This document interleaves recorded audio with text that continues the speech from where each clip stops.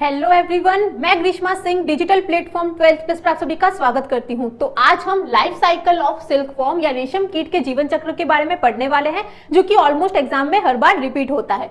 तो सबसे पहले हम जो सिल्क वॉर्म पढ़ने वाले हैं वो है बॉम्बैक्स मोरी, या जिसे हम मलबेरी सिल्क वॉर्म भी कहते हैं।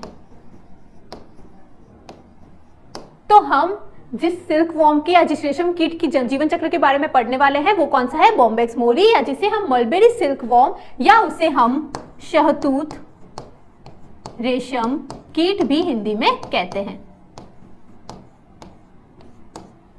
तो हम डिस्कस करते हैं अपनी लाइफ साइकिल या जीवन चक्र के बारे में। तो सबसे पहले होता क्या है कि जो अडल्ट मॉथ्स होते हैं, यानी कि मेल मॉथ हो गया और होगी एक फीमेल मॉथ, उन दोनों के बीच में क्या होता है? मैटिंग होती है, या उन दोनों के बीच में क्या होगा? वो संभोग करेंगे। उसके बाद में क्या होगा? इंटरनल फर्टिलाइजेशन होगा, यानी कि उन दोनों के बीच क्या होगा? आंतरिक निषेचन होगा।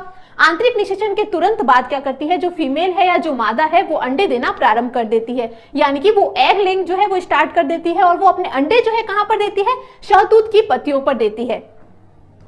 तो ये देखिए आप, ये शहतूत की पत्तियां हो गई। इस पे जो फीमेल है वो क्या कर रही है? अपने अंडे जो है वो दे देती है। ये अंडे जो है वो कैसे होते हैं? तो ये गोल होते हैं और सफेद पीले रंग के होते हैं। तो फीमेल ने क्या किया? शहतूत की पत्तियों पे अंडे दे दिए। अब ये अंडे जो है इनमें क्या होगी? हैचिंग होगी। हैचिंग के बाद क्या होगा? वो कैटरपिलर में चेंज होंगे। कैटरपिलर जो है इनकी लार्वल स्टेज है, जिसे कि हम क्या कहते हैं? कैटरपिलर कहते हैं। तो ये क्या करेंगे? लार्वा अवस्था में बदलेंगे, और ये क्या हो गया? कैटरपिलर जो है वो hatches out from the egg, यानी कि कैटरपिलर जो है वो अंडे से बाहर आता है। अब ये कैटरपिलर क्या करता है? तो ये कैटरपिलर जो है वो पीले सफेद रंग का होता है, और ये लगातार जो मलबेरी लीव्स होती है या जो शहतूत की पत्तियां होती है उन्हें लगातार कंटिन्यूअसली खाता रहता है। तो ये आप देख सकते हैं, ये हो गए इनके कैटरपिलर या लार्वा। ये क्या कर रहे हैं? लगातार शहतूत की पत्तियों को या मलबेरी लीव्स जो है उन्हें खाते रहते हैं, क्योंकि ये क्या होते हैं? वॉरेशियस फीडर, या जिसे हम अतिभोजी भी कहते हैं। तो ये जो लार्वा है ये क्या है? वॉरेशियस फीडर है या अतिभोजी है, यानी कि ये लगातार शहतूत की पत्तियों को खाते रहते हैं और खाकर जो है क्या करेंगे? अपनी वृद्धि जो है वो लगातार करते रहते हैं। तो इस तरह से ये क्या करेंगे? लगातार अपनी शहतूत की पत्तियों को खाते रहेंगे, और उसमें क्या हो जाएगी? लार्वा में वृद्धि होती रहेगी। तो ये लगभग वृद्धि करके लगभग 8 सेंटीमीटर लंबे जब तक ना हो जाए तब तक ये शहतूत की पत्तियों को खाते रहते हैं। उसके बाद में क्या करते हैं कि इन लार्वा में जो है मोल्टिंग होती है, यानी कि 4 बार जो है इनमें निर्मोचन होता है, और ये जब लगभग 8 सेंटीमीटर लंबे हो जाते हैं तब क्या करते हैं? इनकी लार्वा अवस्था पूर्ण होती है, और ये लार्वल स्टेज जो है वो इनमें लगभग 27 दिनों की होती है। अब ये लार्वा जो है वो किसमें चेंज होंगे? प्यूपा में चेंज होंगे, यानी कि उससे पहले वो क्या करेंगे? भोजन करना जो है बंद कर देंगे, यानी कि ये अब क्या करेंगे? जब लगभग 8 सेंटीमीटर लंबे हो जाएंगे उसके बाद में ये भोजन करना बंद कर देंगे। उसके बाद में शहतूत की पत्तियों को नहीं खाते हैं। उसके बाद में क्या होता है? जो लार्वा है उसमें सलाइवरी ग्लैंड्स, या जो क्या कह दिया हम उसे, तो ये सलाइवरी ग्लैंड्स द्वारा सिक्रीशन करते हैं एक चिपचिपे पदार्थ का, यानी कि लार ग्रंथियों द्वारा एक चिपचिपे पदार्थ का स्त्रवण करते हैं, और ये चिपचिपा पदार्थ जो है वो हवा में क्या करेगा? तो लंबे पतले धागे के रूप में बदल जाएगा, और उन धागों को हम क्या कह देंगे? तो वो क्या कोकून में डेवलप हो जाएगा। तो ये आप देख सकते हैं, ये जो स्ट्रक्चर्स है वो क्या है? कोकून है, और ये इसे हम प्यूपल या प्यूपा आवरण भी कहते हैं। तो ये क्या कर रहे हैं? सबसे पहले जो फीमेल एंड फीमेल मॉथ है, यानी कि जो मादा और नर कीट है, उन्होंने क्या किया है? संभोग किया है, मैटिंग की है। उसके बाद में क्या होगा? उनमें इंटरनल फर्टिलाइजेशन होगा, यानी कि आंतरिक निषेचन होगा, और जो मादा है वो अंडे देना प्रारंभ कर देगी। वो कहां पर अपने अंडे देगी? तो ये देख सकते हैं आप, शहतूत की पत्तियों पर अपने अंडे देती है। ये सफेद रंग के होते हैं, और कैसे होते हैं? गोल होते हैं।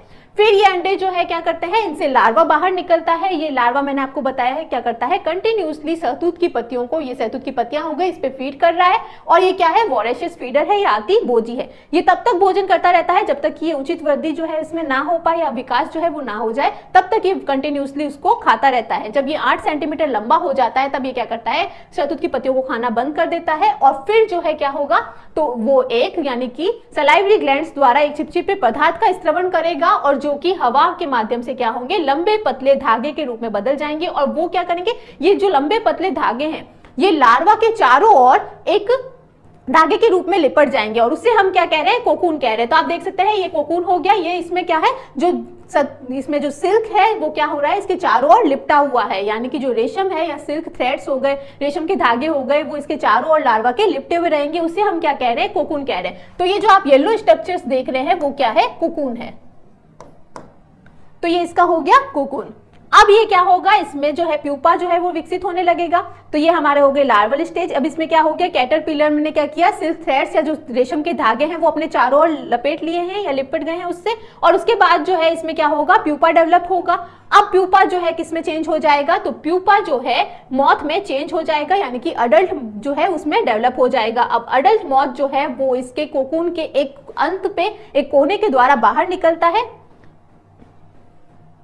तो ये देखिए आप, ये क्या हो गया, कोकून, और इससे ये जो अडल्ट है वो क्या हो रहा है, अंत में कोकून के अंत से बाहर निकलता है, और अब जो है ये क्या बन गया, एक अडल्ट जो मॉथ है वो डेवलप हो गया है। तो इस तरह से इनका जीवन चक्र जो है वो पूरा होता है, जिसमें कि सिल्क वॉर्म की लाइफ साइकिल हम डिस्कस कर रहे हैं, यानी कि रेशम कीट के जीवन चक्र की हम बात कर रहे हैं, जिसमें क्या होगा, सबसे पहले जो अडल्ट मॉथ और मेल और फीमेल है, यानी कि जो नर और मादा है, वो दोनों क्या करेंगे, आपस में मैटिंग करेंगे या संभोग करेंगे। उसके बाद में क्या होगा, उनमें इंटरनल फर्टिलाइजेशन होगा, यानी कि आंतरिक निषेचन होगा, जिससे कि क्या होगा, मादा जो है उसके तुरंत बाद में अंडे देना प्रारंभ करती है। ये अपने अंडे कहां पर देगी, तो ये शहतूत की पत्तियों पर अपने अंडे को देती है। अब ये जो अंडे है वो हैचेस आउट, यानी कि वो अंडे से क्या बाहर निकलेगा, कैटरपिलर या जो उनकी लार्वा है वो बाहर निकलती है। ये लार्वा जो है लगातार शहतूत की पत्तियों को खाते रहते हैं और क्या करेंगे, उनमें बड़े होते रहेंगे और वो वृद्धि करते रहेंगे। इस लार्वा में लगभग 4 बार मोल्टिंग होती है, या 4 बार जो है वो क्या होता है, निर्मोचन होता है। उसके बाद में ये क्या करते हैं, जब लगभग 8 सेंटीमीटर लंबे हो जाते हैं तब ये भोजन करना बंद कर देते हैं, और उसके बाद में इनमें क्या डेवलप होता है, प्यूपा जो है वो विकसित होता है। फिर हमने कहा जो लार्वा है उसमें क्या होगा, तो वो सलाइवरी ग्लैंड द्वारा क्या सिक्रीट करेगा, एक चिपचिपा पदार्थ जो है वो स्त्रावित करता है, और उस चिपचिपे पदार्थ में क्या होगा, वो हवा के संपर्क में आने से लंबे पतले धागे में बदल जाएगा, और वो लंबे पतले धागे जो है वो लार्वा के चारों ओर लिपट जाएंगे, जिसे हम क्या कहेंगे, फिर कोकून कहते हैं, या उसे हम प्यूपा आवरण भी कहते हैं। तो ये आप जो येलो स्ट्रक्चर्स देख रहे हैं ये कोकून हो गए, और इन्हीं से ये जो सिल्क थ्रेड्स है या जो रेशम के धागे हैं वो बाहर निकाल ले जाते हैं, और उसी से रेशम का कपड़ा जो है वो बनाया जाता है। फिर हमने कहा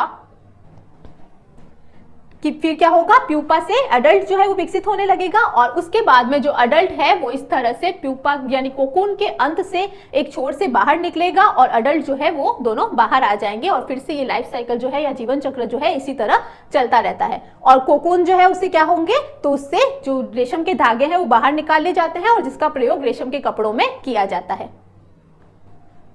तो इन कोकून से क्या हो जाएगा, रेशम के धागे बाहर निकाल लेंगे, और उनका प्रयोग हम किस में करेंगे, रेशम के कपड़े बनाने में किया जाता है। तो आप इंस्टा पे भी देखते हैं इस प्रकार की कई सारी रील्स जो है वो आती है, जिसमें कि क्या करते हैं, जो मलबेरी लीव्स है या जो शहतूत की ये पत्तियां होती हैं उन्हें इकट्ठा कर लिया जाता है। उसमें क्या होते हैं, अंडे होते हैं, ये किस में डेवलप होते हैं, लार्वा में डेवलप होते हैं, जिसे हम क्या कहते हैं, कैटरपिलर कहते हैं। अब ये कैटरपिलर जो है, अब उसमें इस तरह के स्ट्रक्चर में इनमें क्या रख दिया जाता है, इनको अरेंज करके रख दिया जाता है, जिससे कि ये कोकून जो है वो डेवलप होते हैं। जब ये कोकून जब विकसित हो जाते हैं तब इनसे सिल्क थ्रेड्स या रेशम के धागे जो है वो बाहर निकाल लिए जाते हैं, और उससे ही रेशम के कपड़े बनाए जाते हैं। तो इस प्रकार की कई सारी रील्स जो है वो आप देख सकते हैं इंस्टा पे भी। तो ये हमारा हुआ life cycle of silk worm के बारे में, या रेशम कीट के जीवन चक्र के बारे में, जिसमें कि हमने जो बॉम्बेक्स मोरी है उसकी लाइफ साइकिल या उसका जीवन चक्र जो है वो डिस्कस किया है। तो इस तरह के कई सारे वीडियोस जो है हम लेके आएंगे, पर अभी जो इसकी अगर आपको नोट्स या पीडीएफ चाहिए उसकी, तो वो हमारे 12+ ऐप पर अवेलेबल है। तो आप 12+ ऐप को इंस्टॉल करके पीडीएफ जो है वो देख सकते हैं, और हमारा वेलकम ऑफर ओनली 599 का है। तो उसमें आपको कंप्लीट जो डिटेल सॉल्यूशन के साथ सब कुछ करवाया जाएगा, और उसकी पीडीएफ जो है वो भी मिल जाएगी आपको, और आपको इसके नोट्स जो है वो भी मिल जाएंगे, और डाउट क्लासेस भी रखी जाती है। तो आप वेलकम ऑफर में 599 का कोर्स जो है वो ले सकते हैं। तो ये हमारा सिल्क वॉर्म की लाइफ साइकिल जो है वो कंप्लीट होती है। Thank you.